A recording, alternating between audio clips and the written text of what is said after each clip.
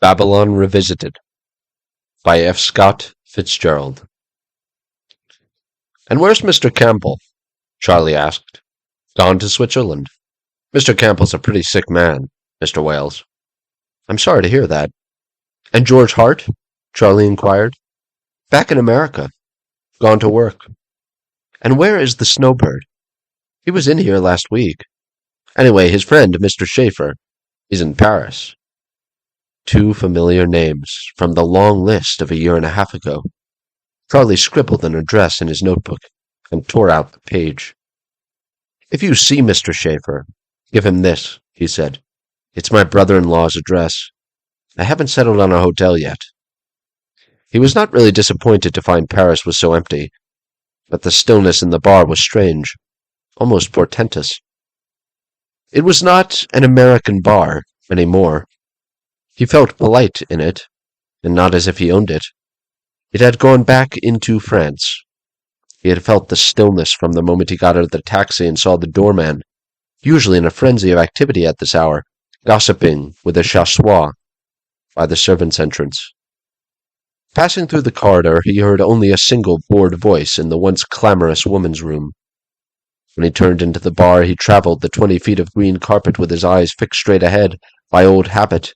And then, with his foot firmly on the rail, he turned and surveyed the room, encountering only a single pair of eyes that fluttered up from a newspaper in the corner.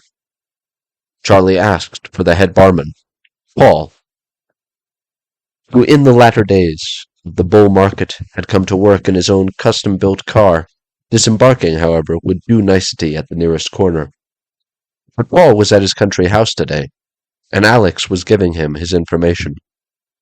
"No, no more. I'm going slow these days." Alex congratulated him. "Hope you stick to it, Mr. Wales. You were going pretty strong a couple years ago." "I'll stick to it all right," Charlie assured him. "I've stuck to it for over a year and a half now." "How do you find conditions in America?" "I haven't been to America for months. I'm in business in Prague, representing a couple of concerns there. They don't know about me down there." He smiled faintly. "Remember the night of George Hart's bachelor dinner here? By the way, what's become of Claude Fessenden?" Alex lowered his voice confidentially. "He's in Paris, but he doesn't come here anymore. Paul doesn't allow it. He ran up a bill of 30,000 francs, charging all his drinks and his lunches, and usually his dinner, for more than a year. And when Paul finally told him he had to pay, he gave him a bad check." Alex pressed his lips together and shook his head. "I don't understand it. Such a dandy fellow. Now he's all bloated up." He made a plump apple of his hands. A thin world, resting on a common weakness, threaded away now like tissue paper. Turning, Charlie saw a group of effeminate young men installing themselves in a corner. Nothing affects them, he thought. Stocks rise and fall. People loaf for work, but they go on forever. The place oppressed him. He called for the dice and shook with Alex for the drink. "Here for long, Mr. Wales?" "I'm here for 4 or 5 days, to see my little girl." "Oh, you have a little girl?" Outside, the fire-red, gas-blue, ghost-green signs shone smokily through the tranquil rain. It was late afternoon and the streets were in movement. The bistros gleamed. At the corner of the Boulevard des Capucines, he took a taxi. The Place de la Concorde moved by in pink majesty. They crossed the logical Seine, and Charlie felt the sudden provincial quality of the left bank. "I spoiled this city for myself," he thought. "I didn't realize it, but the days came along one after another, and then 2 years were gone, and everything was gone, and I was gone." He was 35, a handsome man, with the Irish mobility of his face sobered by a deep wrinkle between his eyes. As he rang his brother-in-law's bell in the Rue Palatine, the wrinkle deepened till it pulled down his brows. He felt a cramping sensation in his belly. From behind the maid who opened the door darted a lovely little girl of 9, who shrieked, "Daddy!" and flew up, struggling like a fish, into his arms. She pulled his head around by one ear and set her cheek against his. "My old pie," he said. "Oh, Daddy, Daddy, Daddy, Daddy, Dads!" She threw him into the salon, where the family waited, a boy and a girl his daughter's age, his sister-in-law, and her husband. He greeted Marian, with his voice pitched carefully to avoid either feigned enthusiasm or dislike, but her response was more frankly tepid, and she minimized her expression of unshakable distrust by directing her regard toward his child. The two men clasped hands in a friendly way, and Lincoln Peters rested his for a moment on Charlie's shoulder. The room was warm and comfortably American. The three children moved intimately about, playing through the yellow oblongs that led to other rooms. The cheer of 6 o'clock spoke in the eager smacks of the fire and the sounds of French activity in the kitchen. But Charlie did not relax. His heart sat up rigidly in his body, and he drew confidence from his daughter, who from time to time came close to him, holding in her arms the doll he had brought. "Really extremely well," he declared in answer to Lincoln's question. "There's a lot of business there that isn't moving at all. But we're doing even better than ever. In fact, damn well. I'm bringing my sister over from America next month to keep house for me. In fact, my income is bigger than it was when I had money. You see, the checks," his boasting was for a specific purpose. But after a moment, seeing a faint restiveness in Lincoln's eye, he changed the subject. "Those are fine children of yours, well brought up, good manners. We think Honoria is a great little girl, too." Marian Peters came back into the little salon. She was a tall woman with worried eyes, who had once possessed a fresh American loveliness. Charlie had never been sensitive to it, and was always surprised when people spoke of how pretty she had been. From the first, there had been an instinctive antipathy between them. "Well, how do you find Honoria?" she asked. "Wonderful. I was astonished how much she's grown in 10 months. All the children are looking well. We haven't had a doctor for a year. How do you like being back in Paris? It seems very funny to see so few Americans around." "I'm delighted," Marian said vehemently. "Now at least you can go into a store without their assuming you're a millionaire. We've suffered like everybody, but on the whole it's a good deal pleasanter." "And it was nice while it lasted," Charlie said. "We were a sort of royalty, almost infallible, with a sort of magic around us. In the bar this afternoon," he stumbled, seeing his mistake, "there wasn't a man I know." She looked at him keenly. "I should think you'd have had enough of bars." "I only stayed a minute. I take one drink every afternoon and no more." "Don't you want a cocktail before dinner?" Lincoln asked. "I take only one drink every afternoon, and I've had that." "I hope you keep to it," Marian said. Her dislike was evident in the coldness with which she spoke, but Charlie only smiled. He had larger plans. Her very aggressiveness gave him an advantage, and he knew enough to wait. He wanted them to initiate the discussion of what they already knew had brought him to Paris.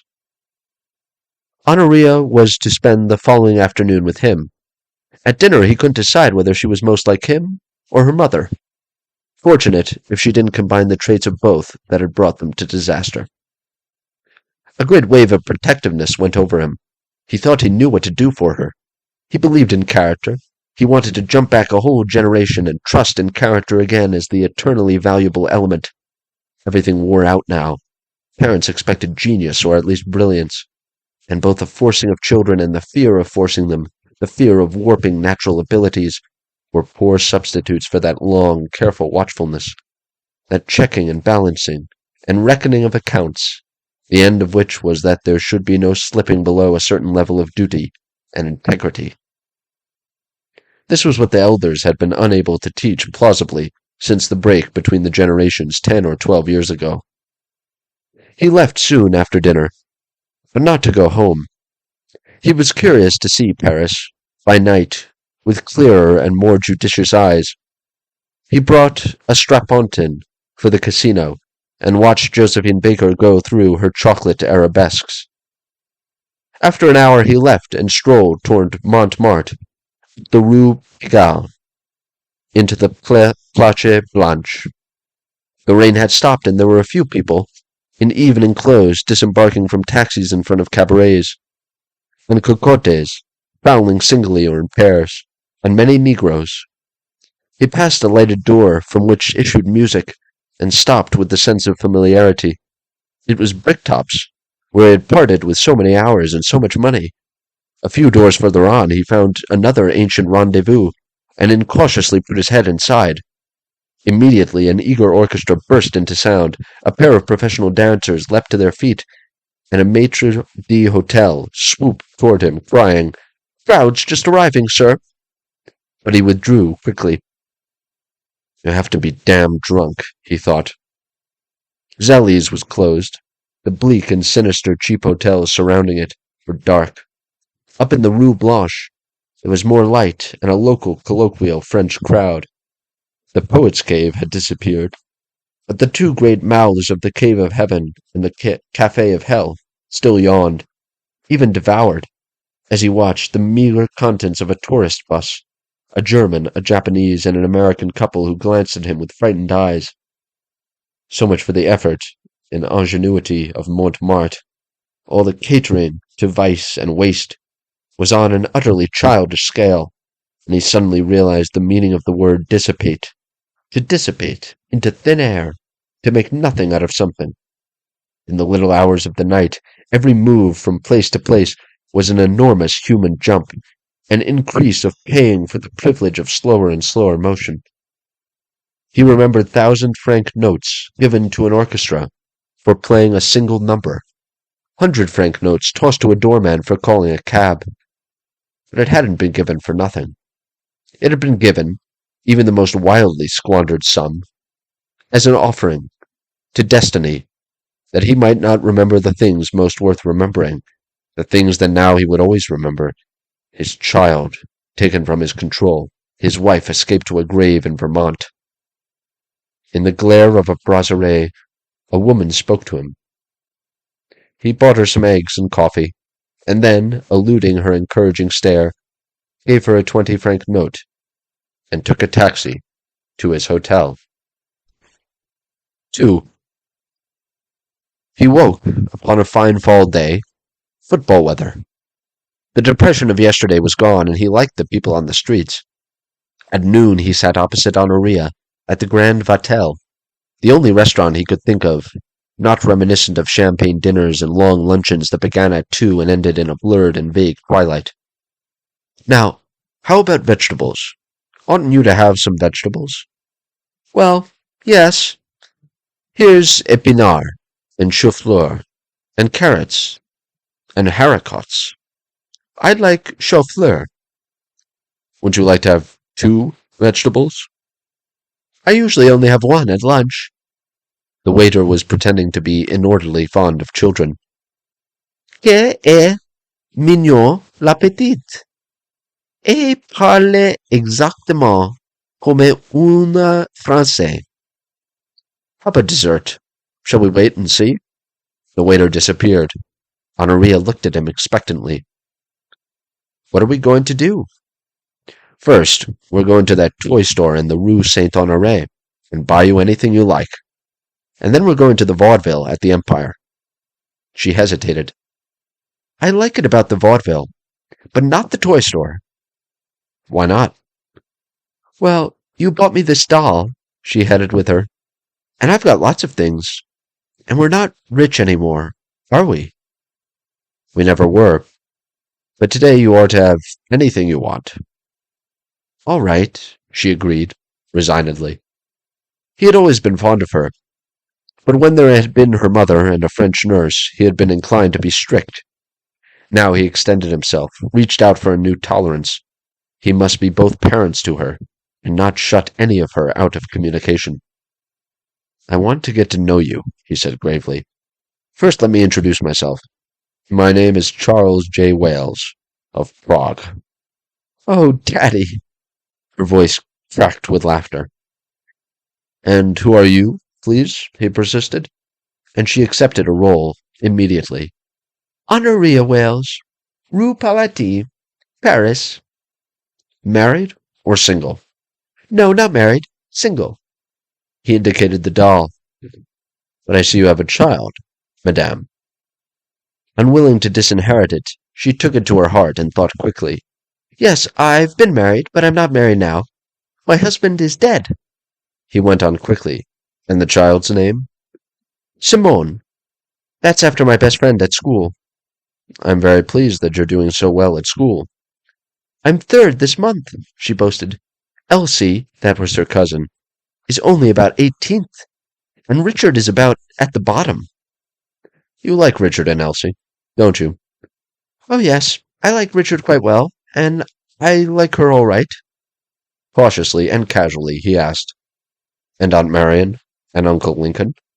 Which do you like best? Oh, Uncle Lincoln, I guess. He was increasingly aware of her presence. As they came in, a murmur of, What an adorable child, followed them. And now the people at the next table bent all their silences upon her, staring, as if she were something no more conscious than a flower. Why don't I live with you? She asked suddenly. Because Mamma's dead? You must stay here, and learn more French. It would have been hard for Daddy to take care of you so well. I don't really need much taking care of anymore. I do everything for myself. Going out of the restaurant, a man and a woman unexpectedly hailed him. Well, the old Wales. Hello there, Lorraine. Dunk. Sudden ghosts out of the past. Duncan Schaefer, friend from college. Lorraine Quarles, a lovely pale blonde of 30, one of a crowd who had helped them make months into days in the lavish times of 2 years ago. My husband couldn't come this year, she said, in answer to his question. We're poor as hell. So he gave me $200 a month and told me I could do my worst on that. This your little girl? What about sitting down? Duncan asked. Can't do it. He was glad for an excuse. As always, he felt Lorraine's passionate, provocative attraction, but his own rhythm was different now. Well, how about dinner? She asked. I'm not free. Give me your address and let me call you. Charlie, I believe you're sober, she said judicially. I honestly believe he's sober, Dunk. Pinch him and see if he's sober. Charlie indicated Honoria with his head. They both laughed. What's your address? Said Duncan skeptically. He hesitated, unwilling to give the name of his hotel. I'm not settled yet. I better call you. We're going to see the vaudeville at the Empire. There. That's what I want to do, Lorraine said. I want to see some clowns and acrobats and jugglers. That's just what we'll do, Dunk. We've got to do an errand first, said Charlie. Perhaps we'll see you there. All right, you snob. Goodbye, beautiful little girl. Goodbye, Honoria bobbed politely. Somehow an unpleasant encounter, Charlie thought. They liked him because he was functioning, because he was serious. They wanted to see him because he was stronger than they were now, because they wanted to draw a certain sustenance from his strength. At the Empire, Honoria proudly refused to sit upon her father's folded coat. She was already an individual with a code of her own, and Charlie was more and more absorbed by the desire of putting a little of himself into her before she crystallized utterly. It was hopeless to try to know her in so short a time. Between the acts, they came upon Duncan and Lorraine in the lobby, where the band was playing. Have a drink? All right, but not up at the bar. We'll take a table. The perfect father. Listening abstractedly to Lorraine, Charlie watched Honoria's eyes leave them all, and he followed them wistfully about the room, wondering what they saw. He met them, and she smiled. I like that lemonade, she said. What had she said? What had he expected? Going home in a taxi afterward, he pulled her over until her head rested against his chest.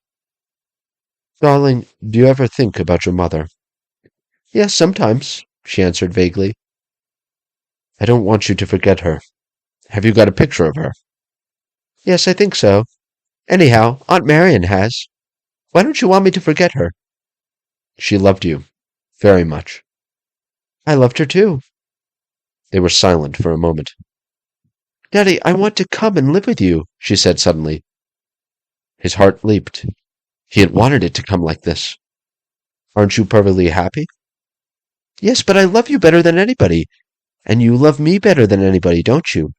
Now that Mummy's dead. Of course I do. But you won't always like me best, honey. You'll grow up and meet somebody your own age and go marry him, and forget you ever had a daddy. Yes, that's true, she agreed, tranquilly. He didn't go in. He was coming back at 9 o'clock, and he wanted to keep himself fresh and new for the thing he must say then. When you're safe inside, just show yourself in that window. All right. Goodbye, Dads. He waited in the dark street until she appeared, all warm and glowing, in the window above, and kissed her fingers out into the night. 3. They were waiting. Marion sat behind empty coffee cups in a dignified black dinner dress that just faintly suggested mourning. Lincoln was walking, up and down, with the animation of one who had already been talking. They were as anxious as he was to get into the question. He opened it almost immediately. I suppose you know what I want to see you about, why I really came to Paris. Marion fiddled with the glass grapes on her necklace and frowned. I'm awfully anxious to have a home, he continued, and I'm awfully anxious to have Honoria in it. I appreciate your taking in Honoria for her mother's sake, but things have changed now. He hesitated and then continued strongly. Changed radically with me, and I want to ask you to reconsider the matter. It would be silly for me to deny that about 2 years ago I was acting badly. Marion looked up at him with hard eyes. But all that's over. As I told you, I haven't had more than a drink a day for over a year, and I take that drink deliberately, so that the idea of alcohol won't get too big in my imagination. You see the idea? No, said Marion succinctly. It's a sort of stunt I set myself. It keeps the matter in proportion. I get you, said Lincoln. You don't want to admit it's got any attraction for you. Something like that. Sometimes I forget and don't take it, but I try to take it. Anyhow, I couldn't afford to drink in my position. The people I represent are more than satisfied with what I've done, and I'm bringing my sister over from Burlington to keep house for me, and I want awfully to have Honoria, too. You know that even when her mother and I weren't getting along well, I never let anything that happened touch Honoria. I know she's fond of me, and I know I'm able to take care of her, and, well, there you are. How do you feel about it? He knew that now he would have to take a beating. It would last an hour or 2 hours, and it would be difficult, but if he modulated his inevitable resentment to the chastened attitude of the reformed sinner, he might win his point in the end. Keep your temper, he told himself. You don't want to be justified. You want Honoria. Lincoln spoke first. We've been talking it over, ever since we got your letter last month. We're happy to have Honoria here. She's a dear little thing, and we're glad to be able to help her. But of course that isn't the question, Marion interrupted suddenly. How long are you going to stay sober, Charlie? She asked. Permanently, I hope. How can anybody count on that? You know I never did drink heavily, until I gave up business, and came over here with nothing to do. Then Helen and I began to run around with, please leave Helen out of it. I can't bear to hear you talk about her like that. He stared at her grimly. He had never been certain how fond of each other the sisters were in life. My drinking only lasted about a year and a half, from the time we came over until I collapsed. It was time enough. It was time enough, he agreed. My duty is entirely to Helen, she said. I try to think what she would have wanted me to do. Frankly, from the night you did that terrible thing, you haven't really existed for me. I can't help that. She was my sister. Yes. When she was dying, she asked me to look out for Honoria. If you hadn't been in a sanitarium then, it might have helped matters. He had no answer. I'll never in my life be able to forget the morning when Helen knocked at my door, soaked to the skin and shivering, and said you'd locked her out. Charlie gripped the sides of the chair. This was more difficult than he expected. He wanted to launch out into a long expostulation, an explanation, but he only said, "The night I locked her out," and she interrupted. "I don't feel up to going over that again." After a moment's silence, Lincoln said, "We're getting off the subject. You want Marion to set aside her legal guardianship and give you Honoria. I think the main point for her is whether she has confidence in you or not." "I don't blame Marion," Charlie said slowly. "But I think she can have entire confidence in me. I had a good record up to 3 years ago.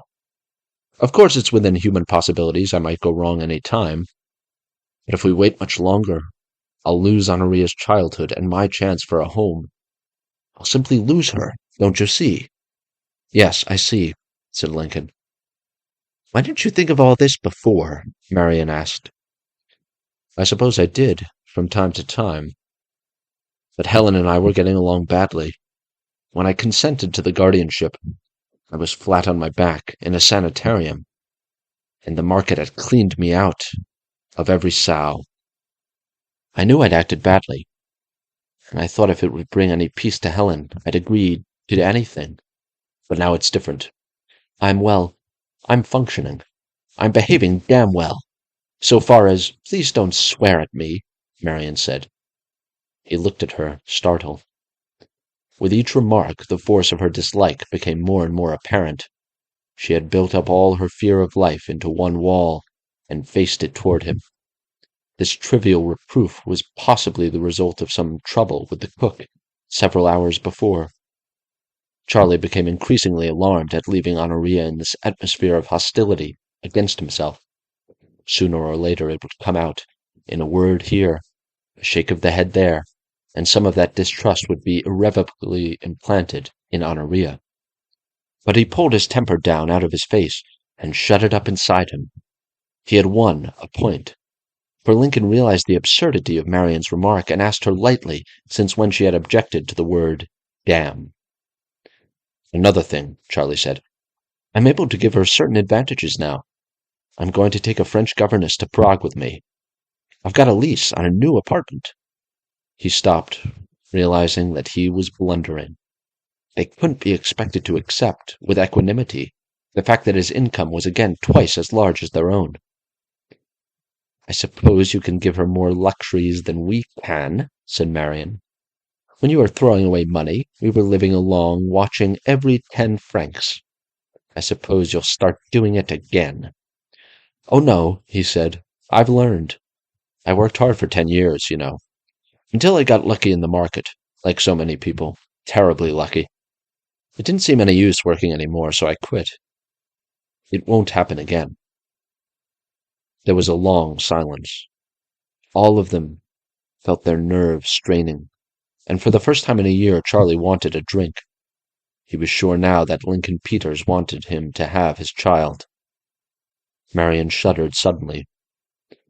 Part of her saw that Charlie's feet were planted on the earth now, and her own maternal feeling recognized the naturalness of his desire. But she had lived for a long time with a prejudice founded on a curious disbelief in her sister's happiness, and which in the shock of one terrible night had turned to hatred for him.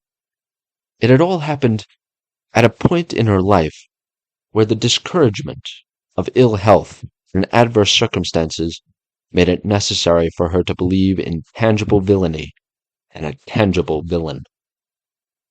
"I can't help what I think," she cried out suddenly. "How much you were responsible for Helen's death, I don't know. It's something you'll have to square with your own conscience."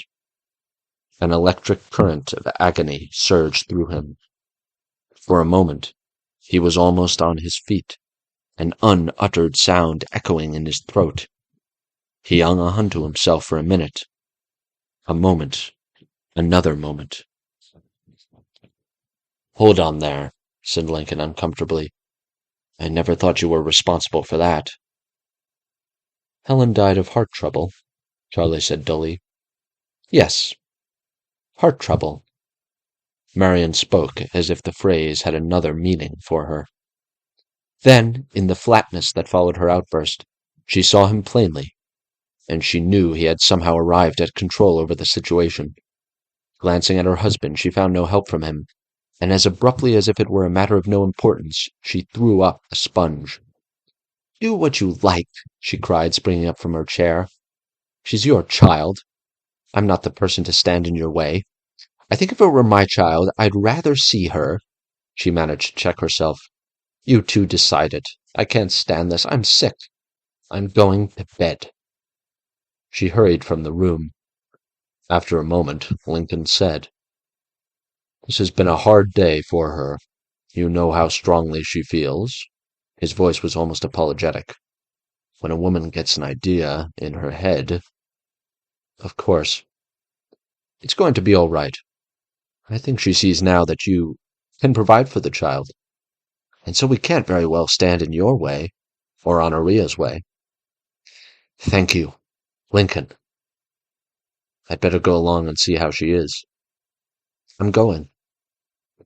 He was still trembling when he reached the street, but a walk down the Rue Bonaparte to the quay set him up, and as he crossed the Seine, dotted with many cold moons, he felt exultant.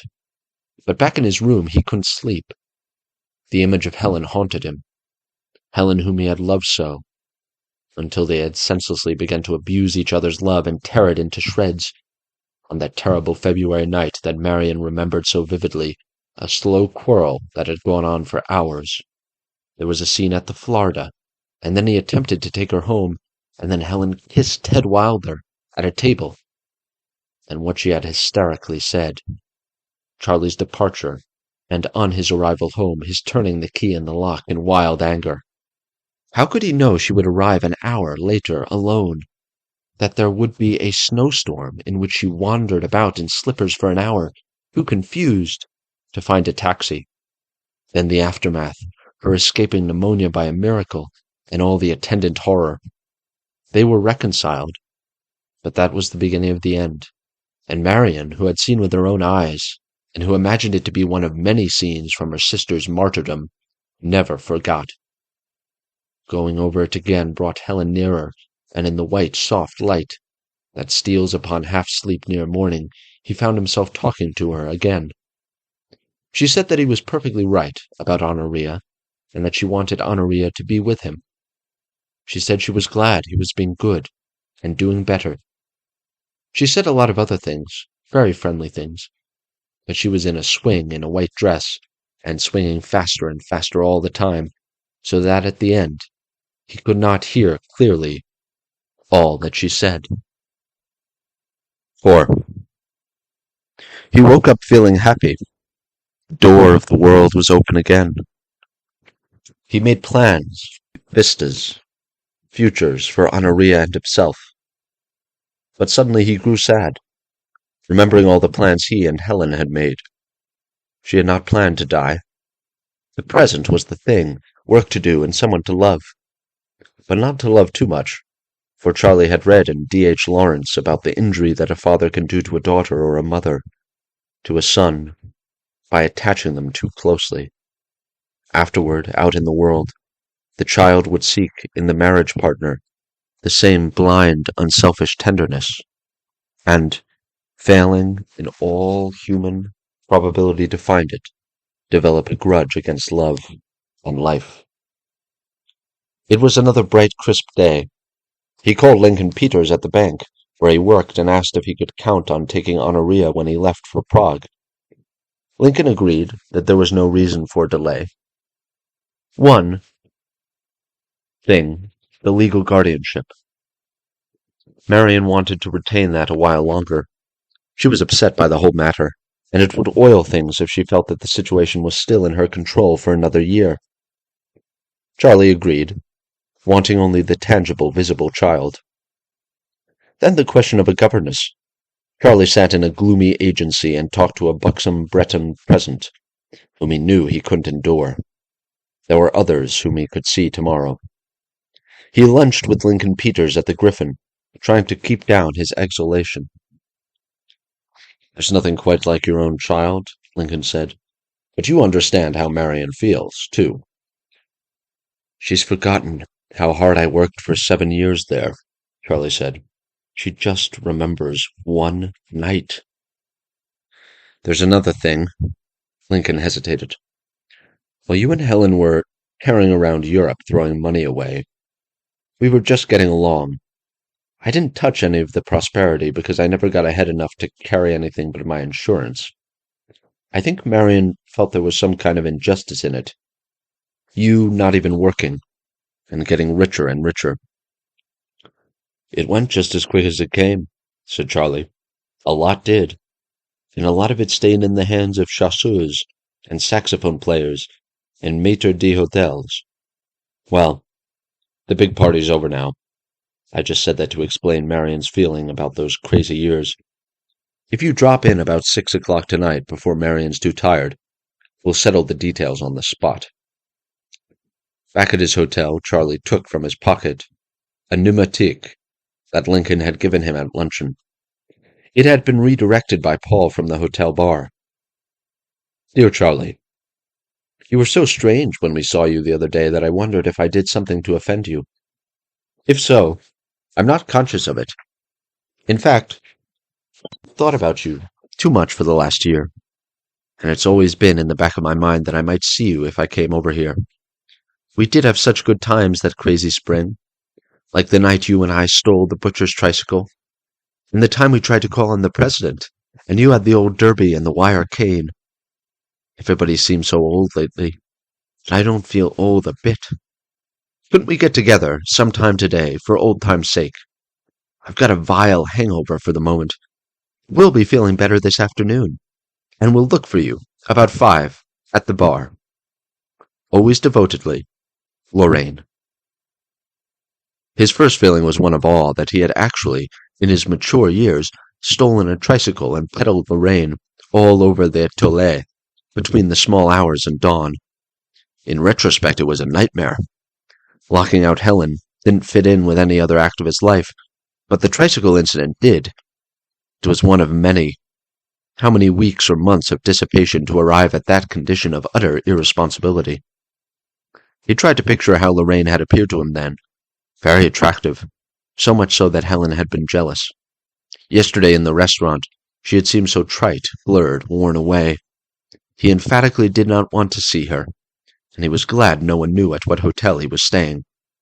It was a relief to think of Honoria, to think of Sunday spent with her, and of saying good morning to her, and of knowing she was there in his house at night, breathing quietly in the darkness. At 5 he took a taxi and brought presents for all the Peterses. Piquant cloth doll, a box of Roman soldiers, flowers for Marion, big linen handkerchiefs for Lincoln. He saw, when he arrived in the apartment, that Marion had accepted the inevitable. She greeted him, now as though he were a recalcitrant member of the family, rather than a menacing outsider. Honoria had been told she was going, and Charlie was glad to see that her tact was sufficient to conceal her excessive happiness. Only on his lap did she whisper her delight, and the question, "When?" before she slipped away. He and Marion were alone for a minute in the room, and on an impulse he spoke out boldly. "Family quarrels are bitter things. They don't go according to my rules. They're not like aches or wounds. They're more like splits in the skin that won't heal because there's not enough material. I wish you and I could be on better terms." "Some things are hard to forget," she answered. "It's a question of confidence. If you behave yourself in the future, I won't have any criticism." There was no answer to this, and presently she asked, "When do you propose to take her?" "As soon as I can get a governess. I hoped the day after tomorrow." "That's impossible. I've got to get her things in shape. Not before Saturday." He yielded. Coming back into the room, Lincoln offered him a drink. "I'll take my daily whiskey," he said. It was warm here. It was a home, people together by the fire. The children felt very safe and important. The mother and father were serious, watchful. They had things to do for the children more important than his visit here. A spoonful of medicine was, after all, more important than the strained relations between Marion and himself. They were not dull people, but they were very much in the grip of life and circumstances, and their gestures as they turned in a cramped space lacked largeness and grace. He wondered if he couldn't do something to get Lincoln out of that rut at the bank. There was a long peal at the doorbell. The maid crossed the room and went down the corridor. The door opened upon another long ring, and then voices, and the three in the salon looked up expectantly. Richard moved to bring the corridor within his range of vision, and Marion rose. Then the maid came along the corridor, closely followed by the voices, which developed under the light into Duncan Schaeffer and Lorraine Quarles. They were gay. They were hilarious. They were roaring with laughter. For a moment Charlie was astounded. Then he realized that they had got the address he had left at the bar. "Ah!" Duncan wagged his finger roguishly at Charlie. "Aha!" They both slid down into another cascade of laughter. Anxious and at a loss, Charlie shook hands with them quickly and presented them to Lincoln and Marion. Marion nodded, scarcely speaking. She had drawn back a step toward the fire. Her little girl stood beside her, and Marion put an arm about her shoulder. With growing annoyance at the intrusion, Charlie waited for them to explain themselves. After some concentration, Duncan said, "We came to take you to dinner.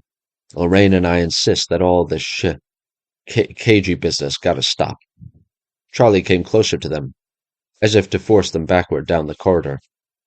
"Sorry, but I can't. Tell me where you'll be, and we'll call you in half an hour." This made no impression. Lorraine sat down suddenly on the side of a chair, and focusing her eyes on Richard, cried, "Oh, what a nice little boy! Come here, little boy." Richard glanced at his mother, but did not move. With a perceptible shrug of her shoulders, Lorraine turned back to Charlie. "Come on out to dinner. Be yourself, Charlie, come on." "How about a little drink?" said Duncan to the room at large. Lincoln Peters had been somewhat uneasily occupying himself by swinging Honoria from side to side, with her feet off the ground. "I'm sorry, but there isn't a thing in the house," he said.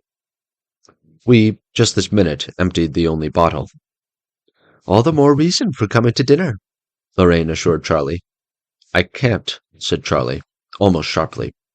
"You two go have dinner, and I'll phone you." "Oh, you will? Will you?" Her voice became suddenly unpleasant. "All right, we'll go along.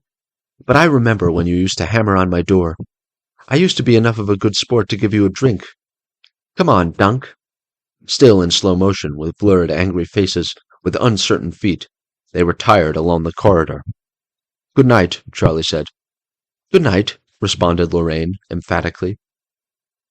When we went back into the salon, Marion had not moved. Only now her son was standing in the circle of her other arm. Lincoln was still swinging Honoria back and forth like a pendulum from side to side. "What an outrage!" Charlie broke out. "What an absolute outrage!" Neither of them answered. Charlie dropped down into an armchair, picked up his drink, set it down again, and said, "People I haven't seen for 2 years having the colossal nerve." He broke off. Marion had made the sound, "Oh!" in one swift, furious breath, turned her body from him with a jerk, and left the room. Lincoln set down Honoria carefully. "You children go in and start your soup," he said, and when they obeyed, he said to Charlie, "Marion's not well, and she can't stand shocks. That kind of people make her really physically sick. I didn't tell them to come here. They wormed this address out of Paul at the bar. They deliberately. Well, it's too bad. It doesn't help matters. Excuse me a minute." Left alone, Charlie sat tense in his chair. In the next room he could hear the children eating, talking in monosyllables, already oblivious of the scene among their elders. He heard a murmur of conversation from a farther room, and then the ticking bell of a phone picking up, and in a panic he moved to the other side of the room and out of earshot. In a minute, Lincoln came back. "Look here, Charlie. I think we'd better call off dinner for tonight. Marion's in bad shape. Is she angry with me?" Sort of, he said almost roughly. She's not strong, and, you mean she's changed her mind about Honoria? She's pretty bitter right now. I don't know. You phone me at the bank tomorrow. I wish you'd explain to her I never dreamed these people would come here. I'm just as sore as you are. I couldn't explain anything to her now. Charlie got up. He took his coat and hat and started down the corridor. Then he opened the door of the dining room and said in a strange voice, "Good night, children." Honoria rose and ran around the table to hug him. "Good night, sweetheart," he said vaguely, and then trying to make his voice more tender, trying to conciliate something. "Good night, dear children." 5. Charlie went directly to the bar with the furious idea of finding Lorraine and Duncan, but they were not there, and he realized that in any case there was nothing he could do. He had not touched his drink at the Peterses, and now he ordered a whiskey and soda. Paul came over to say hello. "It's a great change," he said sadly. "We do about half the business we did. So many fellows I hear about back in the States lost everything. Maybe not in the first crash, but then in the second. Now when everything keeps going down, your friend George Hart lost every cent, I hear. Are you back in the States?" "No, I'm in business in Prague." "I heard that you lost a lot in the crash." "I did," and he added grimly, "but I lost everything I wanted in the boom." "Selling short?" "Something like that." Again the memory of those days swept over him like a nightmare. The people they had met traveling. Then people who couldn't add a row of figures or speak a coherent sentence. The little man Helen had consented to dance with at the ship's party, who had insulted her 10 feet from the table. The human mosaic of pearls who sat behind them at the Russian ballet, and when the curtain rose on a scene, remarked to her companion, "Lovely, just lovely. Somebody ought to paint a picture of it." Men who locked their wives out in the snow, because the snow of 29 wasn't real snow. If you didn't want it to be snow, you just paid some money. He went to the phone and called the Peters apartment. Lincoln himself answered. "I called up because, as you can imagine, this thing is on my mind." "Has Marion said anything definite?" "Marion's sick," Lincoln answered shortly. "I know this thing isn't altogether your fault, but I can't have her to go to pieces about this. I'm afraid we'll have to let it slide for 6 months. I can't take the chance of working her up to this state again." "I see." "I'm sorry, Charlie." He went back to his table. His whiskey glass was empty, but he shook his head when Alex looked at it questioningly. There wasn't much he could do now except send Honoria some things. He would send her a lot of things tomorrow. He thought rather angrily that that was just money. He had given so many people money. "No, no more," he said to another waiter. "What do I owe you?" He would come back some day. They couldn't make him pay forever. But he wanted his child, and nothing was much good now beside that fact. He wasn't young anymore, with a lot of nice thoughts and dreams to have by himself. He was absolutely sure Helen wouldn't have wanted him to be so alone. The end.